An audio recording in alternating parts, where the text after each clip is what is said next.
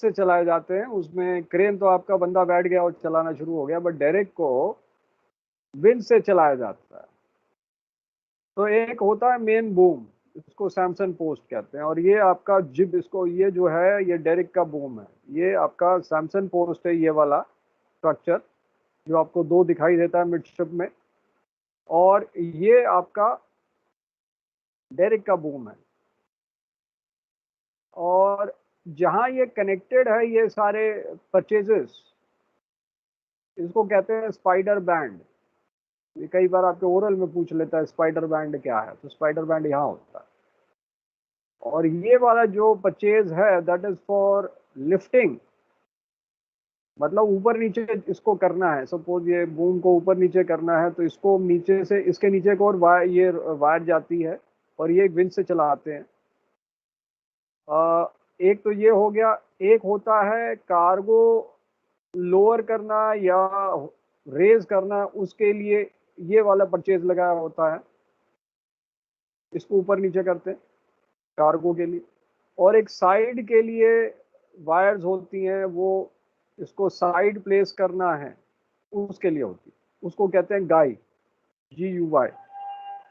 अब कई बार क्या होता है कि यूनियन परचेज कर देते हैं, दो डायरेक्ट को कनेक्ट कर देते हैं, तो वो कैसे होता है वो भी बता देते हैं। वैसे तो आपके कार्गो वर्क में यूनियन परचेज है, लेकिन फिर भी मैं बता देता हूँ।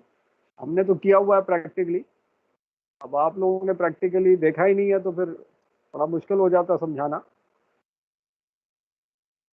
अब क्या है कि हमें दो डायरेक्ट्स को कनेक्ट करना है। दो डायरेक्ट्स कैसे हो गए? सपोज ये एक डायरेक्ट हो गया, ये नहीं, इसको ये डायरेक्ट, सपोज ये शिप बनाऊं पहले,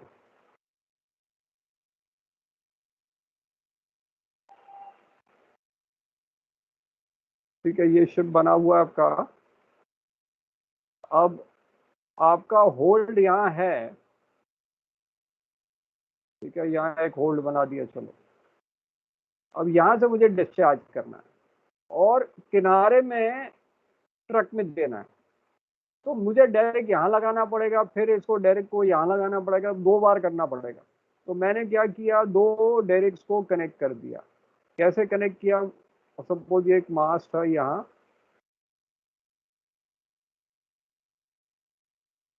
ये मास्ट है, ठीक है। अब मैंने एक डायरेक्ट को यहाँ से कनेक्ट कर दिया, तो यहाँ इसका स्विवल होता है घुमाने के लिए, तो यहाँ एक डायरेक्ट लगा दिया। और यहाँ भी एक बूम लगेगा, सपोज ये बूम यहाँ है,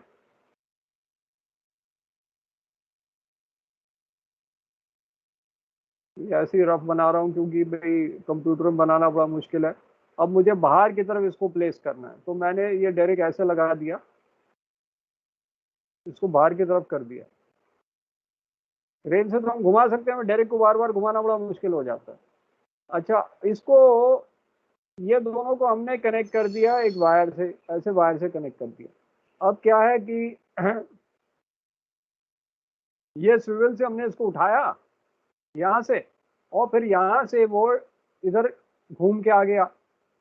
इसको उठाएंगे और ये जो है कार्गो यहाँ से यहाँ इस पे कनेक्शन है, जिससे वो कार्गो इधर आ जाएगा और फिर बाहर डिस्चार्ज कर जाएगा। अब वो एक्चुअली आप समझ लेना कार्गो वर्क में, तो सपोज आपकी गाड़ी यहाँ लगी हुई है, तो ऐसे, सपोज ये गाड़ी लगी हुई, आप उसमें डिस्चार्ज करना चाहते हो तो आप डिस्चार्ज कर सकते हो। ये गाड़ी लगी हुई है, तो यहाँ आपने हुक लगाया, इसको कनेक्ट कर लिया, तो इसको कहते हैं यूनियन परचेज। दो डायरेक्ट्स को मैंने कनेक्ट कर दिया सो दैट इसको मुझे मूव नहीं करना पड़ेगा। अदरवाइज क्या, मुझे इसको उठाना पड़ेगा, फिर उसको बाहर लाना पड़ेगा, फिर उसको ये करना पड़ेगा, हो सकता है इसकी रेंज ही नहीं हो बाहर आने की। तो मैंने इसको एक और डायरेक्ट के साथ कनेक्ट कर दिया, उसको कहते हैं यूनियन परचेज। अब ये सिर्फ मैं आपको बोर्ड पे ही बता सकता हूँ, क्योंकि एक्चुअल वर्किंग तो आपको जहाज पे ही देखना चाहिए कैसे यूनियन परचेज काम करता है। तो यूनियन परचेज का आप वीडियो देख सकते हो और समझ सकते हो कि कैसे काम करता है, बट बेसिकली इसको कहते हैं यूनियन परचेज। अब कई बार क्या होता है, इसको मैं मिटा दूं, मिटा दूं, फिर एक ट्विनिंग की बात करता हूँ। क्रेन्स को कैसे कनेक्ट करते हैं, इसको मिटा देता हूँ। अब सपोज क्रेन्स आप लोग ने चलाई है, तो क्रेन्स की ट्विनिंग करनी पड़ती है अगर हमें ज़्यादा कैपेसिटी लोड करनी है। वो मैंने की थी जहाज पे, इसलिए मैं आपको समझा पाता हूँ क्योंकि मैंने खुद की थी। सपोज आपकी एक क्रेन है, एक क्रेन यहाँ है, पेडेस्टल एक ही होता है दोनों का, दोनों एक ही पेडेस्टल पे होंगी क्रेन्स। तो सपोज ये क्रेन जो है, इसके अंदर हमें एक पिन लगाना पड़ता है ट्विन करने के लिए। तो उसके बाद एक जॉयस्टिक से दोनों चल जाती हैं, लेकिन एक ही डायरेक्शन में चलेंगी। अब वो दोनों अलग अलग डायरेक्शन में नहीं चलेंगी। सपोज ये क्रेन है, ये क्रेन है, मैं दोनों को ट्विन कर लिया, ये 25 टन, ये 25 टन है, तो मैं 50 टन को इसके साथ लोड कर सकता हूँ। इनका जो कनेक्शन होता है, तो वो ये कनेक्शन हो गया, तो एक बड़ा हुक लगा सकते हैं हम यहाँ, इसमें एक कनेक्टिंग हुक लगा के, और we can load more cargo basis twinning, इसको हम ट्विनिंग कहते हैं। इससे सपोज ये हुक लगा दिया, तो हमने दोनों क्रेन्स को एक साथ ऑपरेट किया वाई ट्विनिंग। अभी ये ट्विनिंग वर्ड आएगा आपके क्रेन्स में, तो ये घबराना नहीं, क्या होता है, दोनों को कनेक्ट करते हैं। प्रैक्टिकली अब मैं भी नहीं बता सकता क्योंकि अभी यहाँ आपके सामने तो कोई क्रेन नहीं है, उसके लिए फिर जहाज पे जाके आपको करना पड़ेगा। मैंने तो प्रैक्टिकली किया है, इसलिए मैं समझा पा रहा हूँ।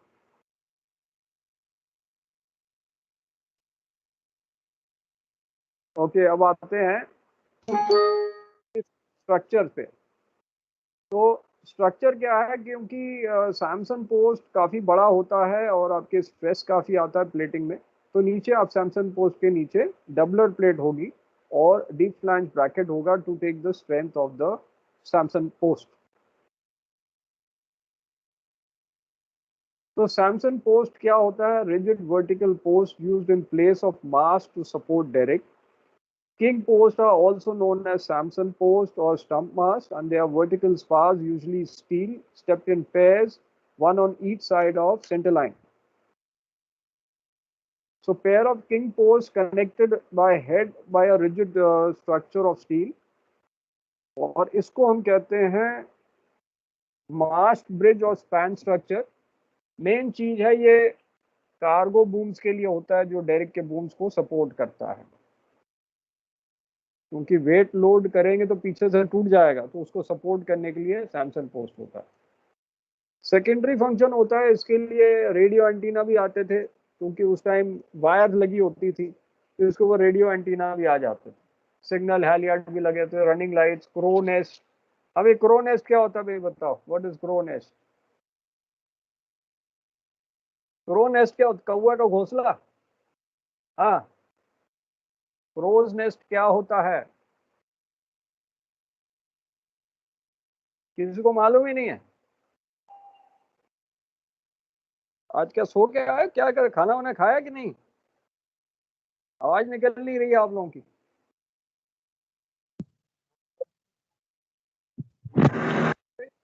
क्रोज नेस्ट क्या है?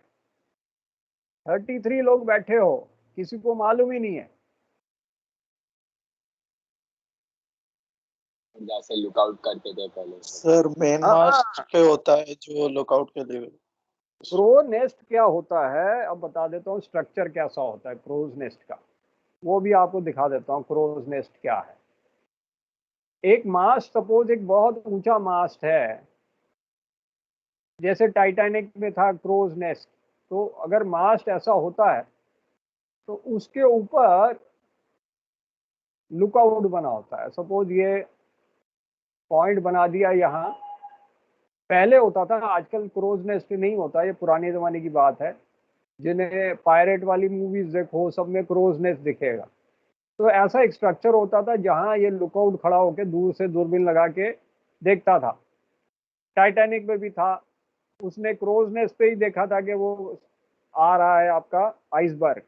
उसने जब तक ब्रिज को बताया तब तक तो बहुत पास आ गया था, और जब तक एक्शन लिया तब तो टच कर गया, नीचे तो फाड़ दिया था जहाज। तो crow's nest is on the मार्स फॉर ऑब्जर्वेशन।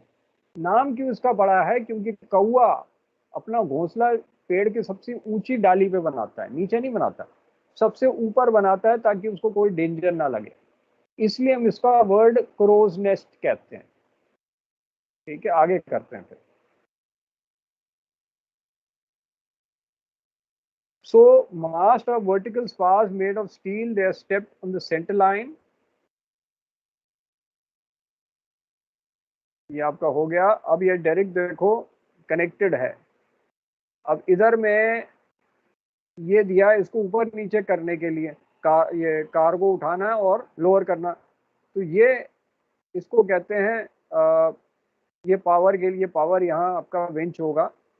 दूसरा क्या होगा, इसको ऊपर नीचे करने के लिए ये वाला जो है बूम को ऊपर नीचे करने के लिए। फिर होता है गाइस जो साइड में, इसको साइड में पोर्ट स्टारबोर्ड घुमाने के लिए। तो 3 विंच कनेक्ट होते हैं डायरेक्ट से। So derrick is a lifting device composed of minimum 1 guide mast, gin pole जिसको बूम कहते हैं, and load can be adjusted by guys. तो 2 कंपोनेंट होंगे, एक तो मास्ट होगा या सेल्फ सपोर्टिंग टार जिसको सैमसन पोस्ट कहते हैं, और बूम को हिंज किया जाता है at the base, and that is known as stiff leg derrick. So most common basic type of derrick is controlled by 3 or 4 lines connected to top of the mast, which allows it to laterally move and cant up and down. So to lift a load, a separate line runs up over the mast with a hook at the free end, जैसे crane में होता है। अब आता है deck crane. तो deck crane में सारे ऑपरेशंस एक्चुअली वैसे ही होते हैं जैसे डेरिक में है, लेकिन हम उसी अंदर एक ही बंदा कंट्रोल से सबको हैंडल कर सकता है। हमारे विंचेस डेक पे नहीं होते, इसके ऊपर अपने विंचेस होते हैं, और वो आपके एक तो ऊपर नीचे करने के लिए डेरिक को, एक पोर्ट स्टारबोर्ड करने के लिए है, और एक कार्गो को ऊपर नीचे, ये हुक को लोअर करने के लिए ऊपर नीचे। इसको हम बूम नहीं कहते, इसको जिब कहते हैं। स्लूइंग मोटर होता है पोर्ट स्टारबोर्ड घुमाने के लिए। देन टर्न टेबल होता है, इसको घुमा सकते हैं। हॉइस्टिंग वाला है ये वाला, ऊपर नीचे हॉइस्ट करने के लिए, और एक लफिंग होता है जो बूम को ऊपर नीचे करने के लिए। हॉइस्टिंग वाला होता है हुक को ऊपर नीचे करने के लिए। So large number of ships are fitted with deck cranes and requires less time to prepare working cargo than derricks because उसमें घंटों लग जाते हैं फिक्स करने में, and they can fix accurately at the spot in the hold, जबकि Derek को fix करने में टाइम लगता है। On container ships using ports without special gantry facilities, तब आपके पास गियर होना चाहिए। Now deck mounted cranes can be used for grabs also with lifting capacities of up to 50 tons, जो आपके bulk carriers में होता है। Deck cranes are required to hoist, luff and slew. Hoist का मतलब हुक को ऊपर नीचे करना, लफ का मतलब है बूम को ऊपर नीचे करना, और स्ल्यू का मतलब है बूम को पोर्ट स्टारबोर्ड घुमाना बाय सेपरेट इलेक्ट्रिक और hydraulic Motors. So most makes of crane incorporate a rope system for luffing, and they row into a level luff. In other words, the cable geometry is such that the cable load is not lifted or lowered by action of luffing the jib. The luffing motor needs therefore only rated to lift the jib and not the load. तो एक motor होगी boom को ऊपर नीचे करने के लिए, एक मोटर होगी लोड को ऊपर नीचे करने के लिए, और एक मोटर होगी बूम को पोर्ट स्टारबोर्ड घुमाने के लिए। अब कुछ क्रेन्स को हम ट्विनिंग कर सकते हैं when they are mounted in pairs and rotated through 360 degree, जो आपको डायग्राम से बताया था। So they can operate independently or lock together and operate as twin jib crane of double capacity, usually of up to 50 tons. अब आता है bilge and ballast system of cargo ship. आपके ये डायग्राम कई बार आता है कि prepare a bilge and ballast system of cargo ship. तो ये बिल्ज वाला है, बैलास्ट सिस्टम अलग है। इसमें आपका सक्शन ओपी का आ गया, डीबी का आ गया, देन ही आ गया फॉरवर्ड पोर्ट का from port hold bilges, starboard hold bilges, and then your suction discharge from DB, then your main salt water circulating pump, lower suction आपको कुछ एक्सप्लेन नहीं करना, सिर्फ बनाना है। Emergency bilge section, balance pump आ गया, लो सक्शन, हाई सक्शन, और फायर मेन आ गया, या फायर एंड बिल्ज पंप आ गया, जनरल सर्विस पंप आ गया, ओवरबोर्ड डिस्चार्ज बिल पंप, और इंजन रूम में आ गया। सो आपको ये डायग्राम बनाना है बिल्ज का, और बैलेंस सिस्टम का अलग बनाना। So this diagram shows bilge line, and bilges are fitted with non-return valves so that वापस पानी उसमें नहीं आए होल्ड में, वन डायरेक्शन में ही होगा non-return valve. So they are serviced by bilge pump. Bilges are serviced by bilge pump where you have a strainer, छन्नी, and this should be checked before starting the pump. तो pump का strainer जो है उसको clear रखना है, otherwise pump चलेगा नहीं। Cargo ships are provided with pumping and piping arrangement so that watertight compartments or watertight section of compartment can be pumped out with a weathering list up to 5 degrees or on even keel. In case of passenger ships, each compartment or section of compartment may be pumped out following a casualty under all practical conditions, whether the ship is listed or not. उसमें कोई list requirement नहीं है, even keel पे भी pump out करना चाहिए उसमें। Arrangement in machinery space is such that the space has to be pumped out through 2 suctions under above conditions. तो एक सक्शन आपका मेन बिल्ज लाइन से आएगा और एक इंडिपेंडेंट पावर ड्रिवन पंप होगा।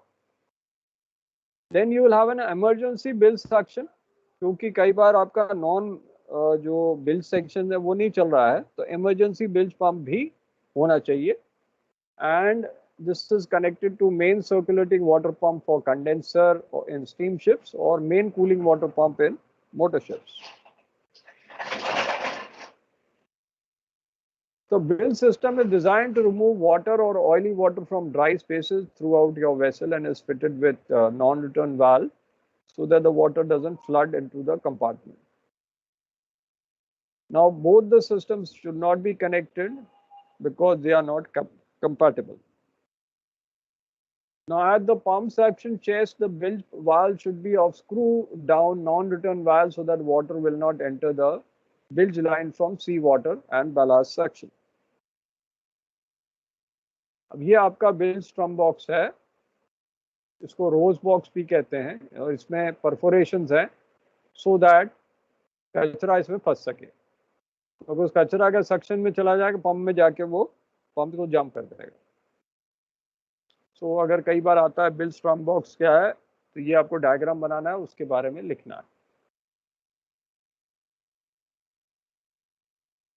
सो bilge strum box is at the open end of the bilge suction in holes, in compartments, outside machinery space, in shaft tunnel. The strum box is there. It is a perforated plate box welded to the mouth of the bilge line so that debris, matlab kachra, cannot be taken by the pump. अब इसमें perforation कई बार आपको ये oral में पूछते हैं कि perforation का साइज क्या है। So perforation in the strum box should not exceed 10 millimeter in diameter, and the total cross section area should be twice required for the bore of the bilge pipe. इसका मतलब कि अगर हमने perforation का total area निकाल लिया pi R square, वो total area will be at least twice requirement for the radius of the bilge pipe, मतलब इसका डायमीटर से एटलीस्ट ट्वाइस होगा उसका क्रॉस सेक्शनल एरिया। ये सब ओरल का क्वेश्चन है, रिटन का नहीं है। Strums are arranged at reasonable height above the bottom of the bilge. कई बार वो भी पूछते हैं कि कितने हाइट पे आपका सक्शन वेल्व है, टैंकर में कितने हाइट पे है, वो सब ओरल में पूछते हैं। और drain well to allow clear flow of water and permit easy cleaning.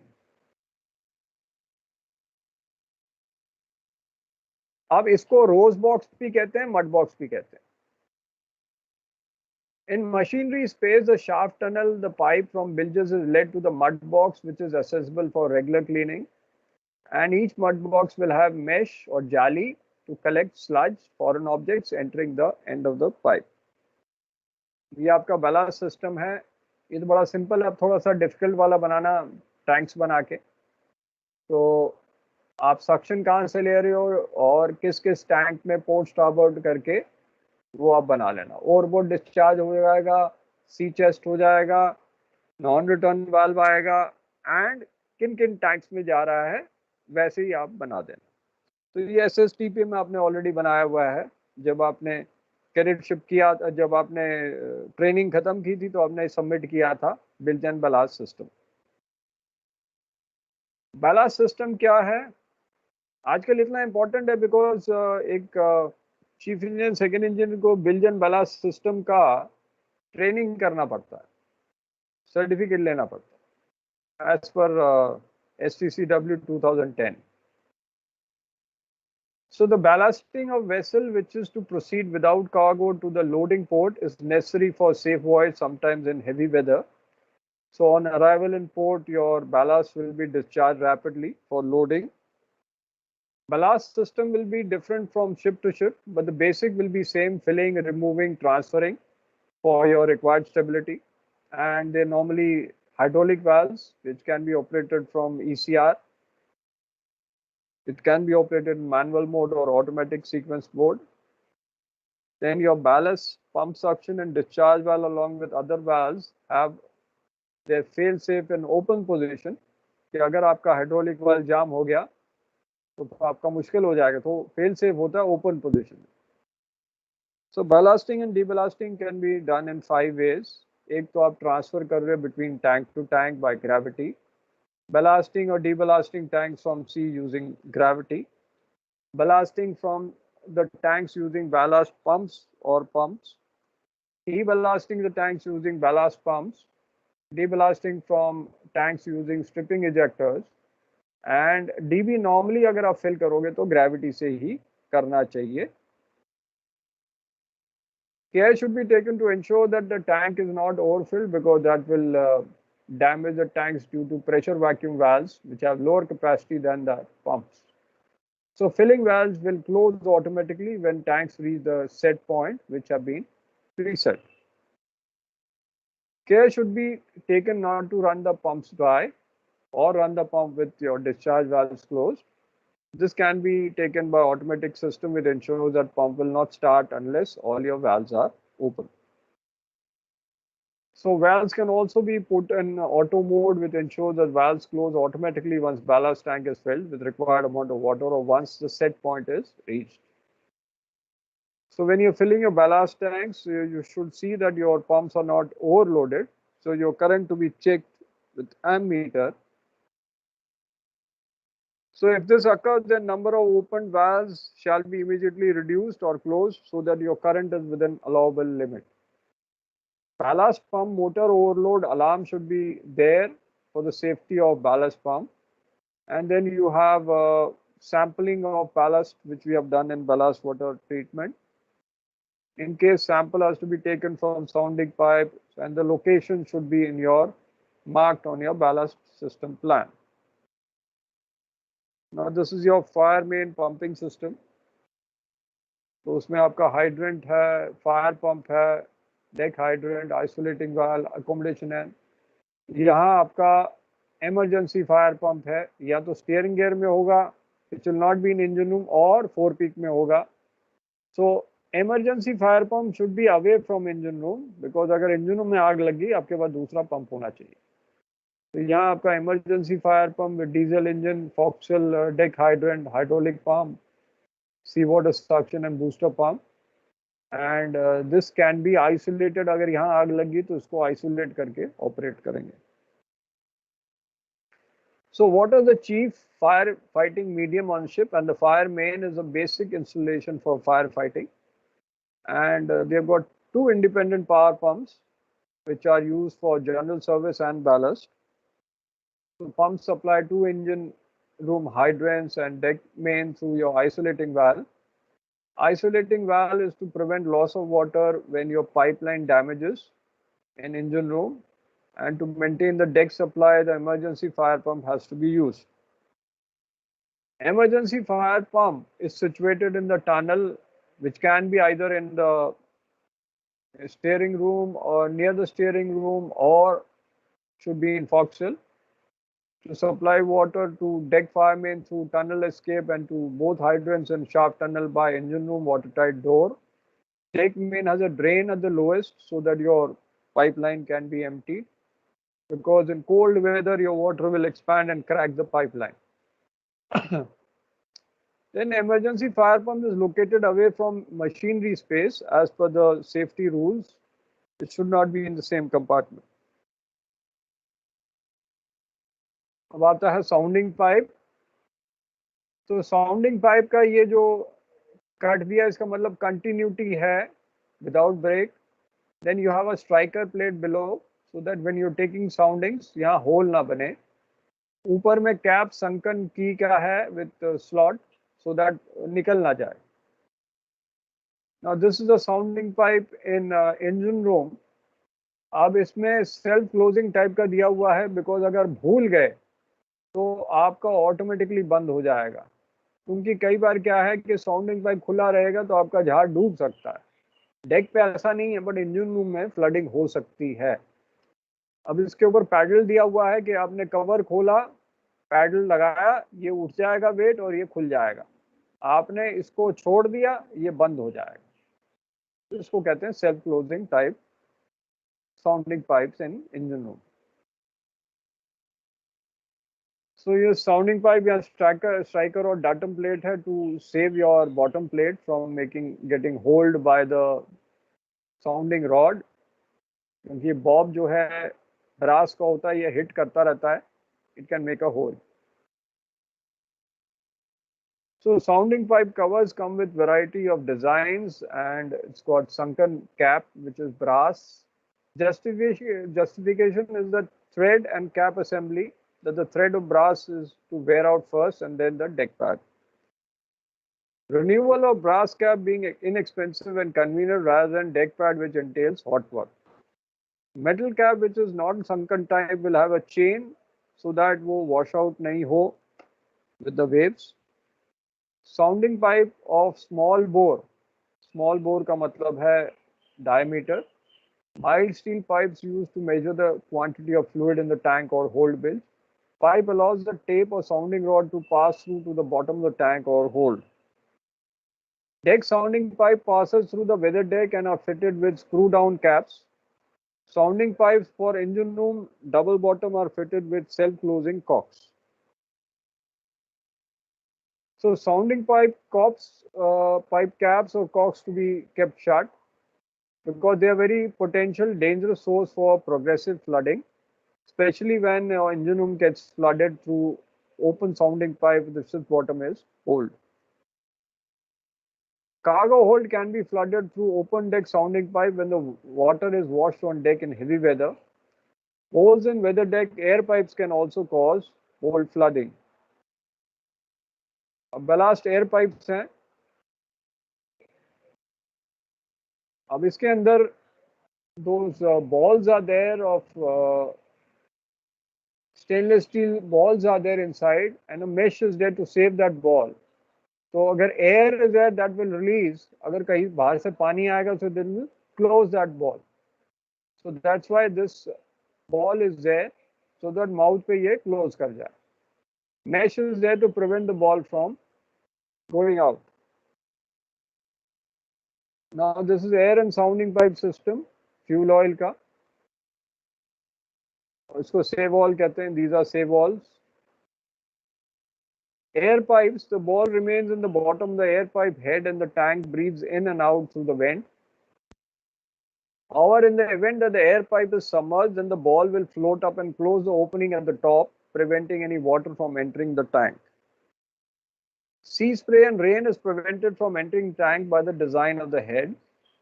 And this is totally enclosed in a rectangular plate which leaves a small gap between mesh, allowing the breathing of the tank. So क्योंकि ये air pipe है, तो air will release, so ball will come up and अगर बाहर से पानी आएगा तो ये ball mouth के ऊपर आ जाएगा, the water cannot enter. Now is your fittings of containers and lashings. ये आप कार्गो वर्क में भी पढ़ोगे। तो हैचलेस कंटेनर वेसल्स में तो लैशिंग आएगी नहीं भाई, बाकी ये दूसरे वेसल्स में लैशिंग आएगी जब डेक पे कार्गो है। अगर वो होल्ड के अंदर है तो गाइड्स होती हैं, तो वहां लैशिंग की जरूरत नहीं है। तो यहाँ आपके ट्विस्ट लॉक्स होंगे और ये रॉड्स होंगे, ब्रिज फिटिंग ऊपर लगी होती है। एंड यहाँ ट्विस्ट लॉक्स ये जो है इनसे ये टाइट कर सकते हैं, ये आपने देखा ही होगा। सिमिलरली आपने देखा होगा ये सारे लगे हुए हैं डेक पे। So this fittings you will be doing in cargo work and all. So containers are loaded on top of shoes which are welded on top of deck. Twist locks are fitted in the shoes जिसको आप fix करते हैं और lock कर देते हैं उसको। Hinge ties are welded to secure your container rod lashings. तो ये आपका bridge fittings क्या करती हैं? Bridge fittings are fitted on the top, the last tier on top, ताकि वो पूरा टियर को इकट्ठा रखे। ट्विस्ट लॉक्स जो हैं, जो हैच कवर के ऊपर लगाए जाते हैं, तो ट्विस्ट लॉक्स के ऊपर लगाए जाते हैं और फिर लॉक उसको लॉक किया जाता है so that will not go of the hatch cover. What material use for making sounding pipe covers? ये ब्रास का होता है so that it will not get rusted. Striker plate is actually at the bottom and that is kind of doubler plate to prevent the bob from making hole in that. तो ये आपका fittings हो गया। Any questions on fitting? Fittings? No sir. तो next chapter शुरू करें? Sir video लगा दीजिए, कोई दिखा दीजिए। लगा दें, चलो वीडियो लगा देते हैं। आपका डेरिक्स के बारे में लगाते हैं। चलो yes sir. Okay sir. Derrick operation